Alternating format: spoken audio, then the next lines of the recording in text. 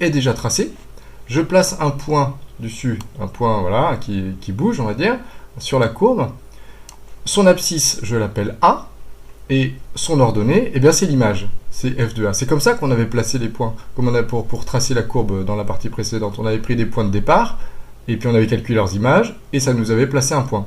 Ben là, on fait la même chose, sauf qu'on connaît le point, et on regarde le point de départ et le point d'arrivée, et ça nous donne des images. Par exemple, si je mets mon point A ici, eh bien, ça me dit que l'image de 1, c'est 3.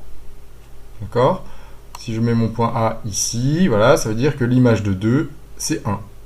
L'image de 2,5, c'est un petit peu moins de 2. Voilà, etc. etc. D'accord? Je fais juste une remarque pour ce qui va suivre. Ici, on dit que 1, c'est l'image de 3. Pardon, 3, c'est l'image de 1. On dit aussi que 1 est un antécédent de 3. Parce que des antécédents, il peut y en avoir plusieurs. Alors, on va écrire cette propriété. Comment faire pour lire les images? La représentation graphique d'une fonction étant donnée, pour lire graphiquement l'image d'un nombre A, il suffit de lire l'ordonnée du point de la courbe d'abscisse A. Alors ça a l'air un peu compliqué comme ça, mais j'espère qu'avec le dessin, vous l'avez bien compris. Donc je répète, pour lire l'image d'un nombre A, il suffit de lire l'ordonnée du point de la courbe d'abscisse A. C'est-à-dire pour lire l'image de ce nombre ici, il suffit de lire l'ordonnée du point qui est à la verticale, là, qui est sur la courbe, qui a pour abscisse A. Voilà, voilà comment on lit l'image. Donc, vous ferez le petit dessin qui suit, voilà. Et puis après, on va faire la même chose, mais pour les antécédents, cette fois-ci. Alors, pour les antécédents, là, on a vu, ici, je vous ai dit que 1, c'était un antécédent de 3, parce qu'en fait, des antécédents, il peut y en avoir plusieurs. Et oui, parce qu'il y a plusieurs points qui vont avoir pour ordonner 3. Il y en aura un autre ici et un autre ici. Je vais vous montrer ça sur un autre dessin. Voilà, ici par exemple, bah, si, bon, c'est une autre courbe, hein, c'est pas grave. Si je m'intéresse à ce nombre ici, k, et je regarde les points qui ont pour ordonner k, ici il y en a 3.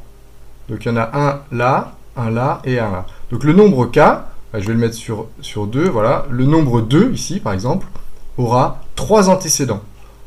Ici, qui sont, alors ça vaut à peu près moins 0,25, ça vaut à peu près 1, je sais pas, 48, et ça 2,80, on va dire, à peu près.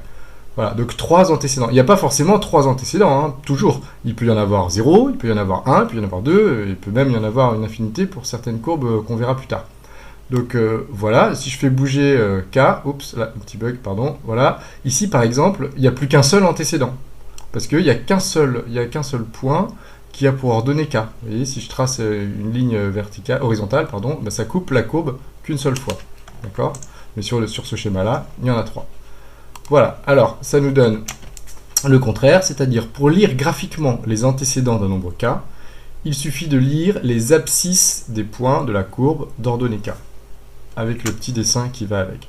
Donc il faut bien comprendre que les images se lisent sur l'axe des ordonnées. Donc on part de l'axe des abscisses et on arrive à l'axe des ordonnées, ça c'est pour lire les images. Les antécédents, c'est le contraire.